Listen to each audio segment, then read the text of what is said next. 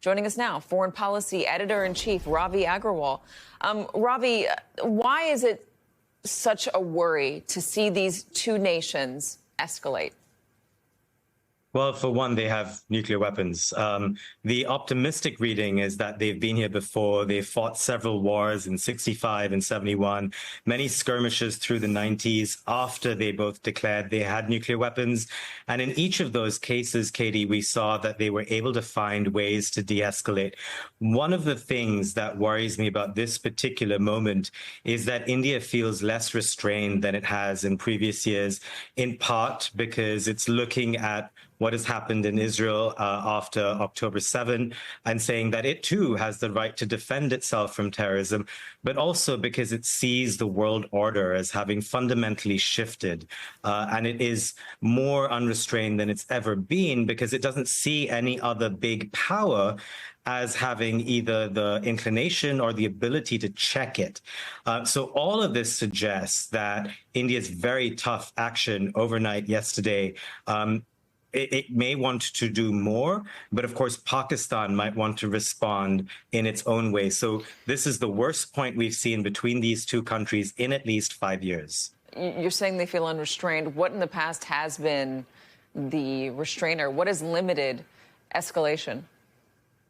Well, for one, again, the nuclear deterrent, the fact that were they to go too far, that remains an option, an unthinkable option, but it is an option.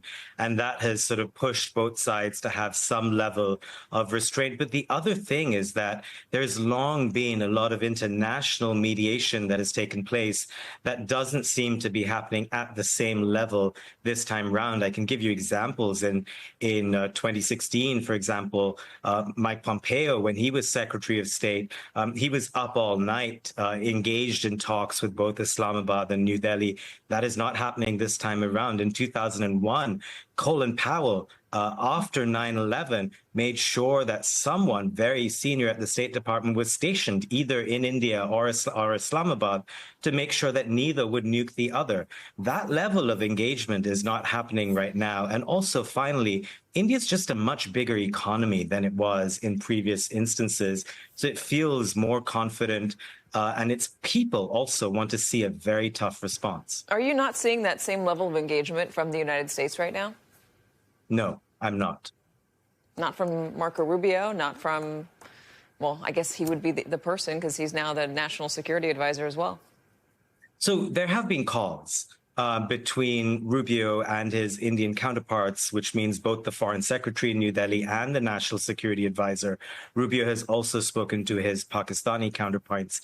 I think the difference now is that neither side feels as beholden to either American leverage or a moral argument, or any other argument for that matter. They feel that the times have changed. They are more unrestrained, but also domestically on both sides. I think the people have changed and evolved over time, where there's a lot more anger about repeated cross-border incursions on both sides. And then finally, just a growing jingoism and a complete media ecosystem where you have two governments that often make claims.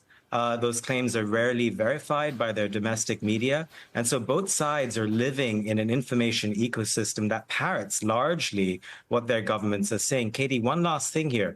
That may be our best chance of de-escalation. If you have two sides that believe they've won, whether or not they have, that allows them to de-escalate.